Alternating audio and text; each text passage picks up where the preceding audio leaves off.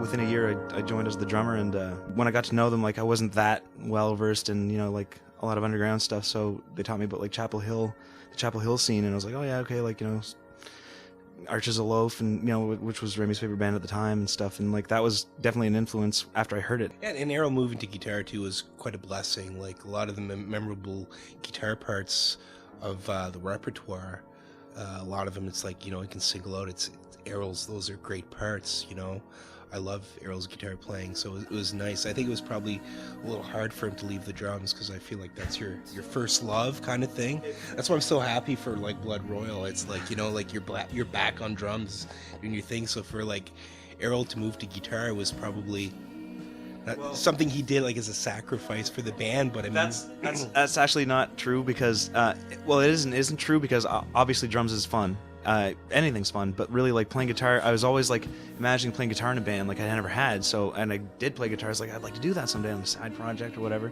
I mean, going to guitar was actually honestly like kind of a blessing for me because like, oh okay, well this is like gonna be very creative, and it's a new thing that we're trying out, so like we're gonna see how this goes. And we were very fortunate that it worked out the way it was.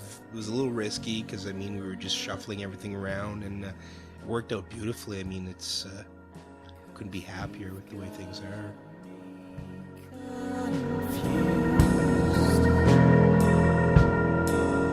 And life is better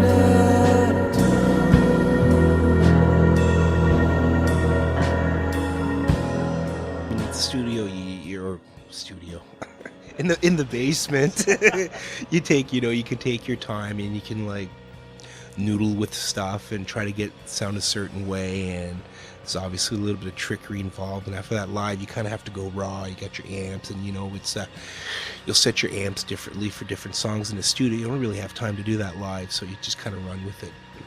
So the more delicate stuff on album may not sound that delicate, but I find it makes for an interesting show. It's close though. I mean, like we don't overdo much when we record, and I mean like we normally record live off the floor, meaning we all play at the same time, and if maybe there's a bum track, like maybe one of us kind of screwed up like a guitar line, well then we can take it over, but I mean for the most part like 95% of it's live off the floor, so it's not that different. But yeah, like Remi says, like you can finesse a few things when you get it wrong. Coined the thing where it was Evil Rock and Slow Love Making Music.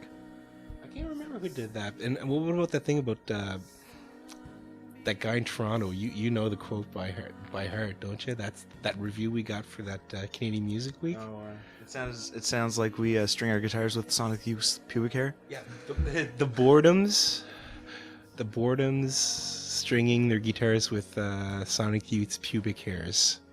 So yeah. At first it was a really, really bad review, but at first we thought about it, we're like, geez, if you're gonna get a really bad review, might as well be colorful, right? There's nothing worse than a review that's like, they suck. At least this guy really went out of his way to say how bad we were, so we kind of like that. It was cool, we were like, hey, we all like the Boredoms, we all like Sonic Youth. I mean, what's wrong with that? Yeah, there's a couple other things thrown in there, I just can't remember. I just thought that review was like, I had no problem with it except that it was sensationalist and not very editorial. It was like, well, like this guy could actually like say something more meaningful, I guess, in a way, like like a bit more. It just seemed like a shock value kind of review. So it was interesting though, because it did have some points, but I don't know. It was kind of snarky. Yeah, it was. And another thing about that too is I remember how we were saying like people with our website people are thinking we're only putting our best reviews on there, and really we were only getting really good stuff about the music, so it was kind of nice to have that, so we could put that on and say, look, somebody thinks we're shit.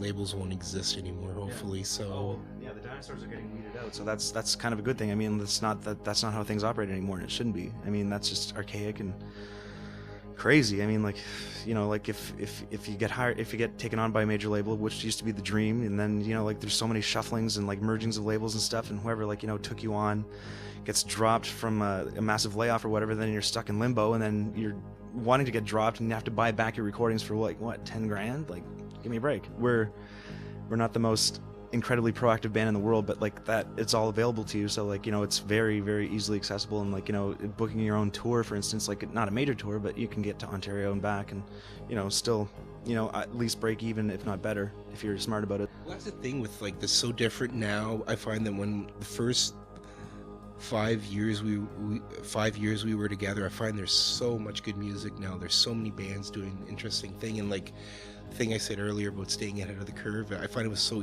much easier back then, and now it's so much harder because there's so many bands doing interesting things. I mean, Montreal's exploding.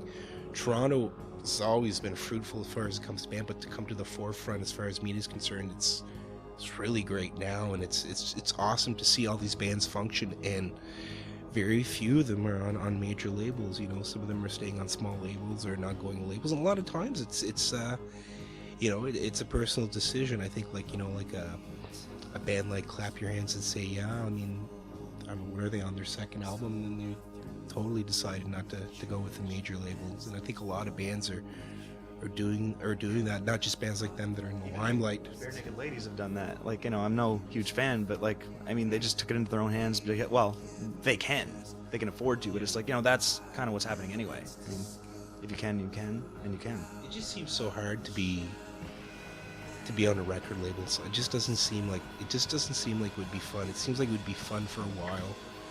After that, I think it would just drag you down.